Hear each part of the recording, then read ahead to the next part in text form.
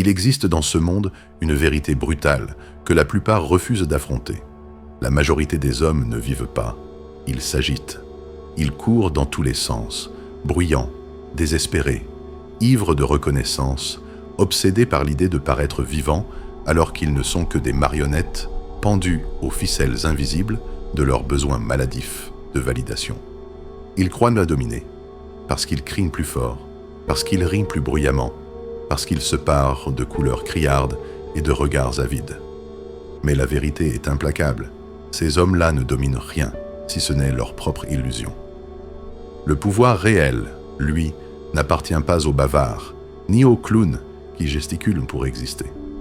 Le pouvoir appartient à ceux qui savent se taire, à ceux qui comprennent que la domination n'a pas besoin de bruit, mais d'une présence implacable, à ceux qui avancent avec une froideur calculée, une patience reptilienne et une force intérieure indestructible. Le silence devient leur arme, l'indifférence leur bouclier et la froideur leur couronne.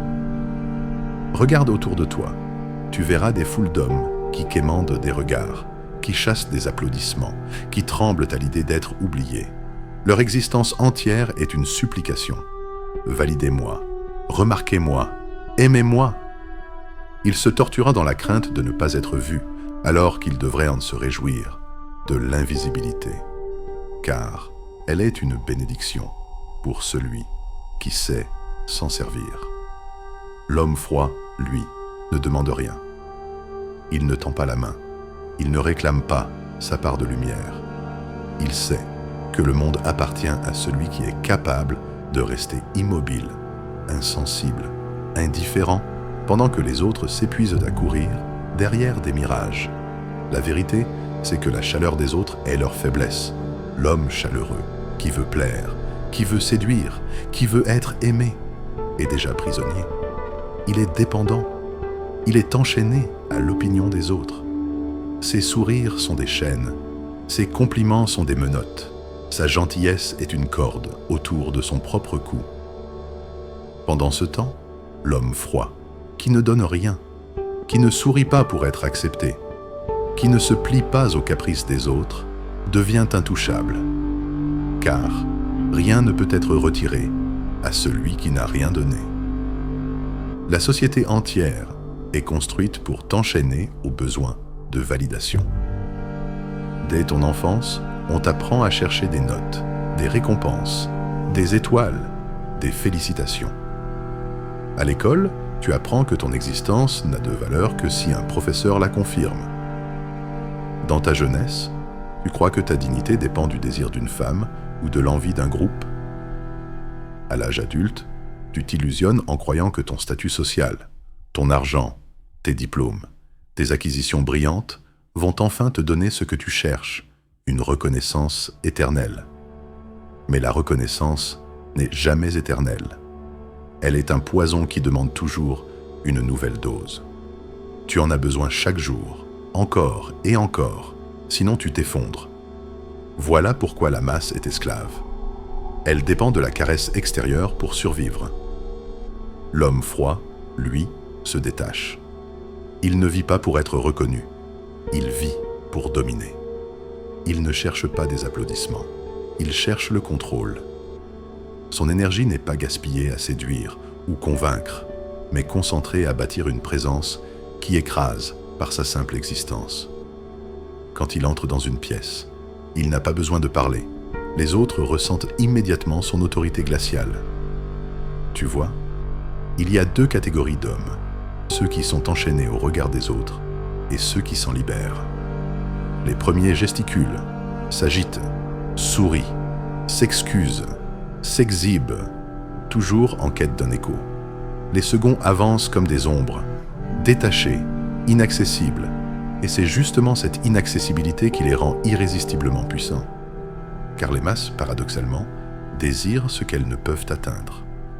L'homme froid devient ainsi une énigme, un mystère, une obsession, et il n'a rien eu à donner pour cela. La domination commence donc par une soustraction. Soustrais-toi au regard, soustrais-toi aux besoins, soustrais-toi aux applaudissements. Plus tu deviens silencieux, plus tu deviens opaque, plus tu deviens un mur infranchissable, et plus les autres s'écrasent contre toi. Ils cherchent à lire dans tes yeux, mais ils n'y trouvent que le vide.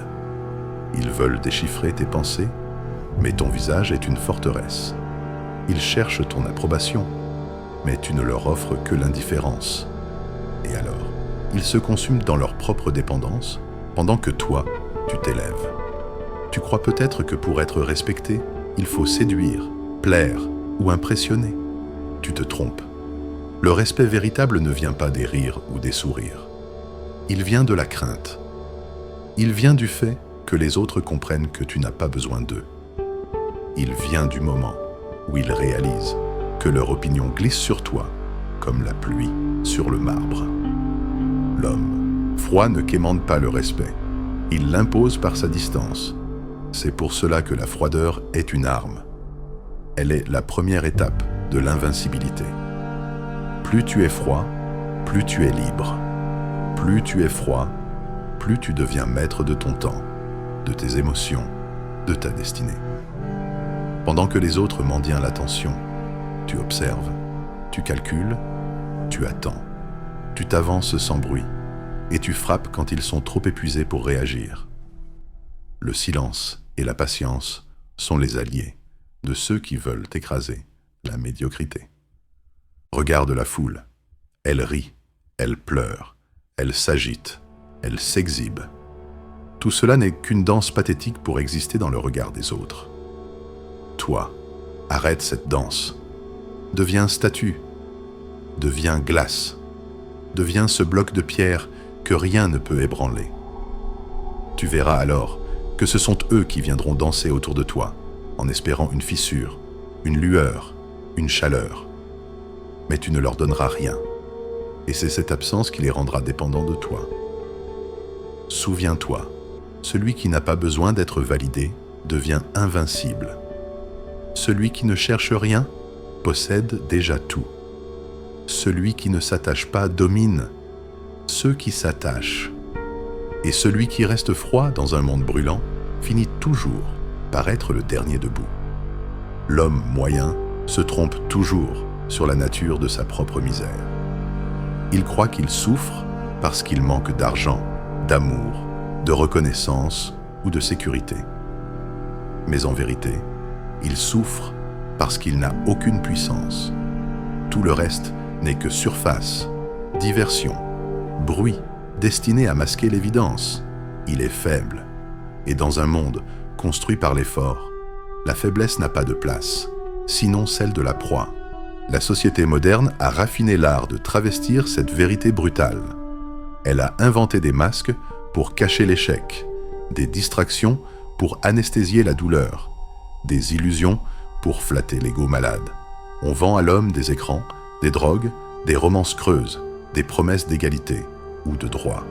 Autant de paravents pour qu'il oublie que son existence est dictée, dominée, écrasée par d'autres. Les puissants sourient en le voyant courir derrière ses fantômes, persuadé d'être libre alors qu'il n'est qu'un pantin agité. Comprends bien ceci. La liberté n'existe pas. Il n'y a que des degrés de domination. Soit tu imposes ta loi, soit tu subis celle des autres. Celui qui croit au grand discours d'émancipation ne fait que prouver sa naïveté. Même les révolutions ne sont jamais que le passage de la chaîne d'un maître à un autre. Les masses célèbrent la chute d'un tyran, mais elles s'agenouillent déjà devant son successeur. Seuls quelques esprits glacés, capables de manipuler ce cycle, s'élèvent au-dessus du troupeau et dictent le tempo de l'histoire. Il est vital que tu abandonnes tout rêve de fraternité universelle. L'humanité est une jungle polie par des siècles de mensonges. Derrière les sourires se cache la faim. Derrière les discours se cache la soif de pouvoir. Même l'amour n'est qu'une transaction biologique habillée de poésie. Les familles ne sont que des alliances temporaires autour d'intérêts communs. Et les amitiés s'évaporent dès que le rapport de force se modifie. Rien n'échappe à cette loi. Absolument rien. Tu dois apprendre à regarder les autres comme des pièces sur un échiquier. Certaines sont utiles, d'autres sont jetables. Certaines se sacrifient volontairement, d'autres doivent être brisées pour libérer la voie. L'erreur fatale consiste à croire qu'une pièce est indispensable. Tout être humain est remplaçable, même les plus proches. C'est ce détachement, cette froideur implacable qui permet de manœuvrer sans être piégé par l'attachement ou la pitié. La pitié est une arme forgée pour affaiblir les ambitieux.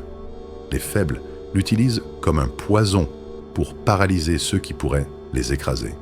Chaque fois que tu ressens de la compassion, rappelle-toi que tu es manipulé. On veut que tu renonces à ta puissance pour préserver ceux qui n'ont rien mérité. Mais pourquoi protéger ceux qui n'apportent rien, sinon du poids mort? La vraie lucidité consiste à trancher, sans trembler, à laisser tomber sans regret, à écraser sans remords. L'homme qui ne sait pas se détacher de ses émotions est condamné à obéir, car celui qui contrôle tes émotions contrôle tes choix. La colère te pousse à l'erreur, la peur te fige, l'amour t'aveugle, la culpabilité te réduit au silence. Observe comme les religions, les gouvernements et les idéologies prospèrent sur ce mécanisme. Ils ne gouvernent pas par la logique, mais par les sentiments. Ils excitent les passions, attisent les peurs, nourrissent les illusions. Pendant que les foules pleurent, espèrent, prient ou s'indignent, les véritables maîtres consolident leur pouvoir. Le premier pas vers la puissance est donc de tuer l'enfant fragile en toi. Cet être qui attend d'être consolé, reconnu, sauvé. Tu dois l'étrangler sans pitié.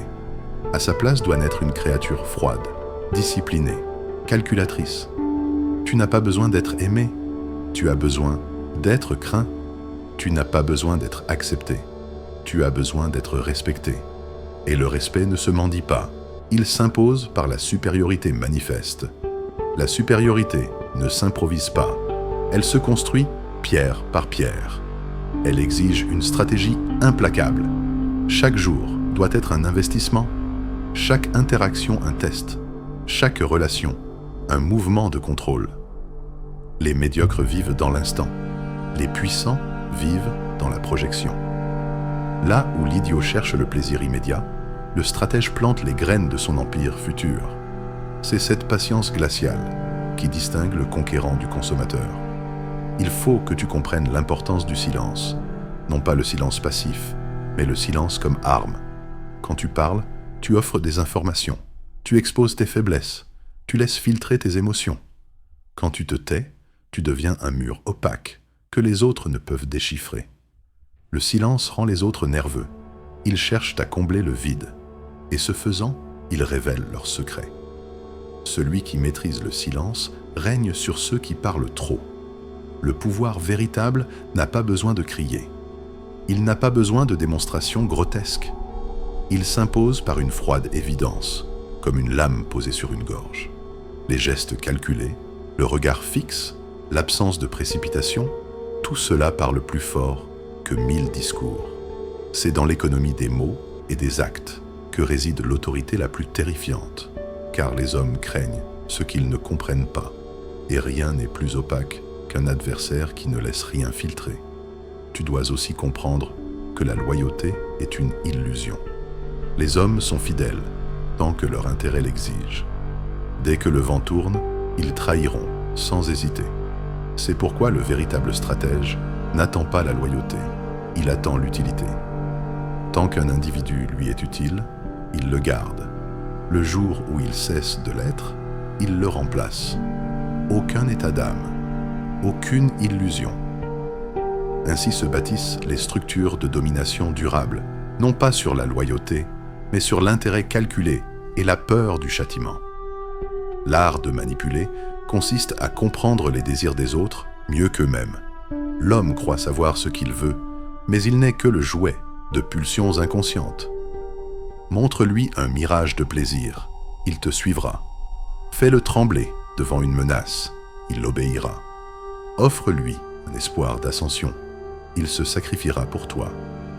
Tu n'as pas besoin de chaînes pour contrôler les masses, seulement de savoir jouer sur les leviers invisibles qui gouvernent leur cœur fragile. Mais pour manier ces leviers, tu dois d'abord apprendre à te libérer des tiens. Rien ne doit avoir d'emprise sur toi. Ni désir, ni peur, ni culpabilité. Tu dois devenir un rocher au milieu de la tempête, un calculateur implacable. C'est ce détachement absolu qui donne la vraie supériorité. L'homme ordinaire n'a pas de contrôle sur lui-même, donc il ne peut pas contrôler les autres. Toi, tu inverseras la logique. En t'arrachant à tes faiblesses, tu prendras prise sur celles des autres. C'est pourquoi la solitude est nécessaire. Les faibles la fuient, car elle les confronte à leur vide intérieur. Les puissants l'embrassent, car elle forge leur dureté. Dans le silence et l'isolement, tu apprends à ne dépendre de personne. Tu construis ton empire intérieur. Tu aiguises ta pensée comme une lame.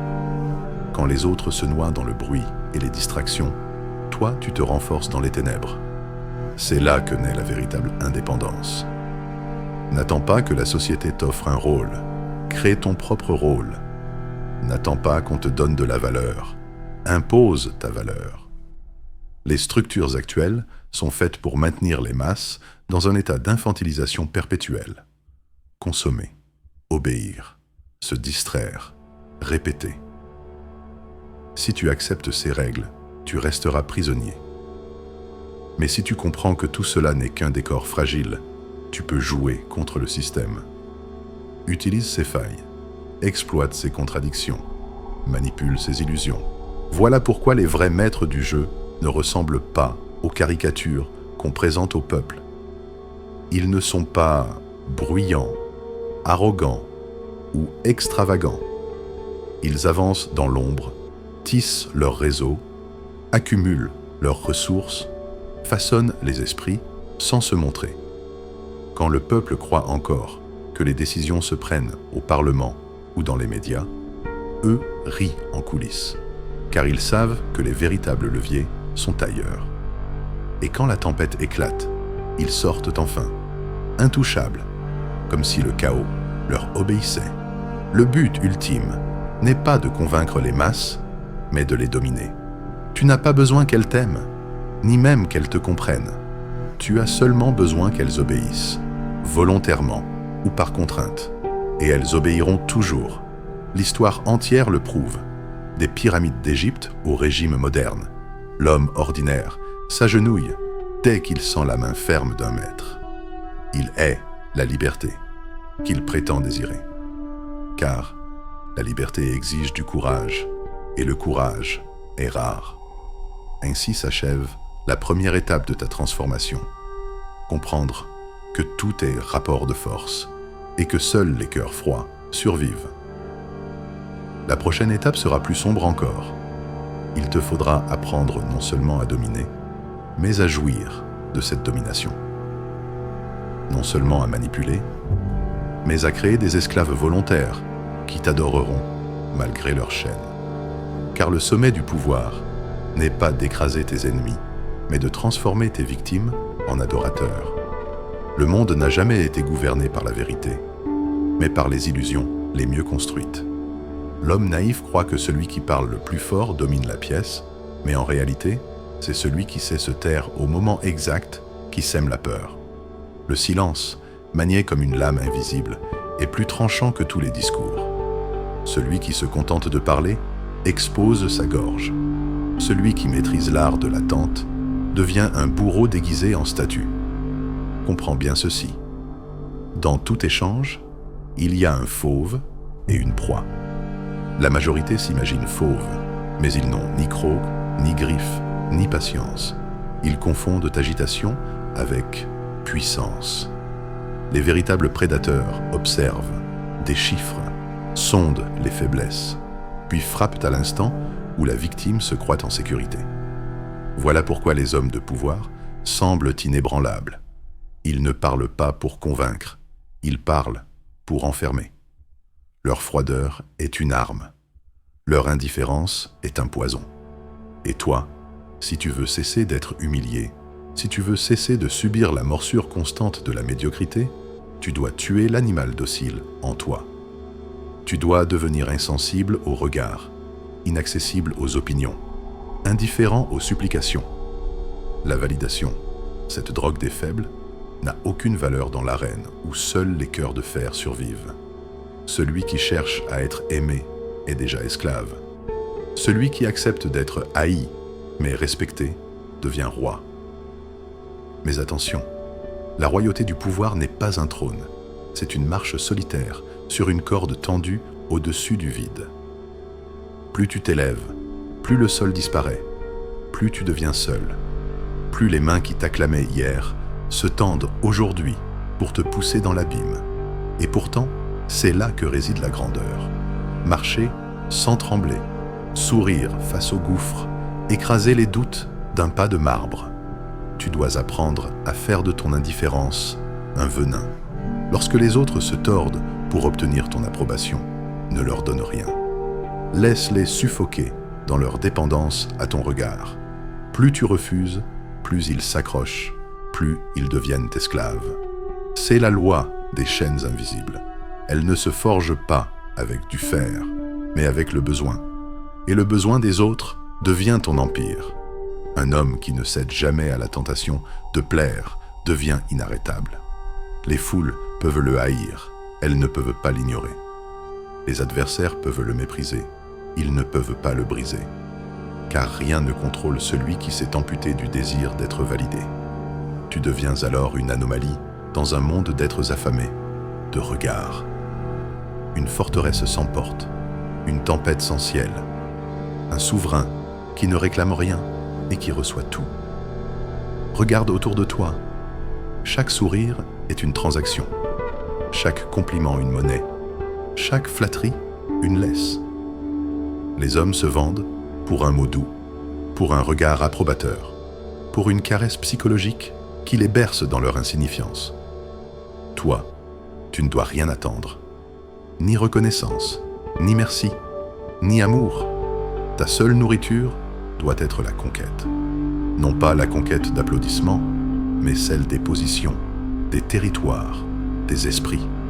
L'applaudissement est du vent, le contrôle est de l'acier. Souviens-toi toujours, les empires ne se bâtissent pas sur la validation, mais sur la peur et l'admiration mêlées. Ceux qui t'aiment peuvent te trahir.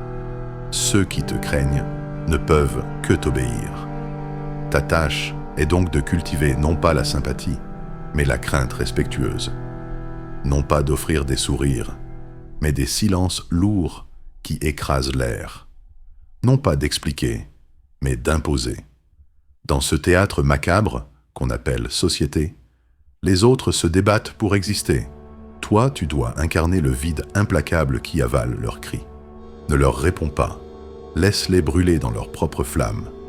Ne les sauve jamais. Observe-les se consumer.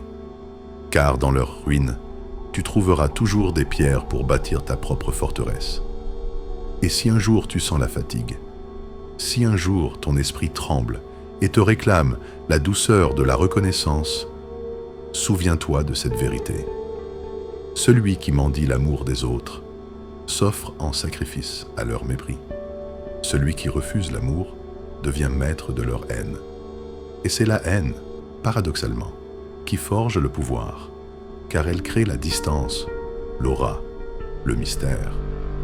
Le pouvoir ne naît pas de la proximité, mais de l'éloignement. Plus tu t'éloignes, plus on te désire. Plus tu refuses, plus on te poursuit. Plus tu deviens inaccessible, plus ton ombre écrase ceux qui rampent. Voilà le secret que personne n'ose dire. L'isolement est une couronne. L'indifférence est un sceptre. Et le mépris bien dosé est une arme de destruction massive. Tu dois apprendre à sourire froidement à ceux qui cherchent ton approbation, comme un bourreau caresse le cou d'une victime avant de trancher. Tu dois apprendre à écouter en silence, non pas pour comprendre, mais pour juger. Tu dois apprendre à disparaître dans les moments où les autres cherchent à te posséder, afin de les laisser enchaîner à leur propre frustration. Chaque absence devient alors une morsure. Chaque silence devient une tempête. chaque refus devient un couronnement invisible. Et lorsque tu maîtriseras cet art, tu ne vivras plus jamais dans l'ombre des autres. Tu deviendras leur ombre. Tu ne chercheras plus jamais de validation. Tu deviendras la validation. Non pas par les mots, mais par la terreur tranquille de ton détachement. Non pas par la flatterie, mais par la certitude glaciale que rien ne t'atteint. C'est là que réside la véritable liberté.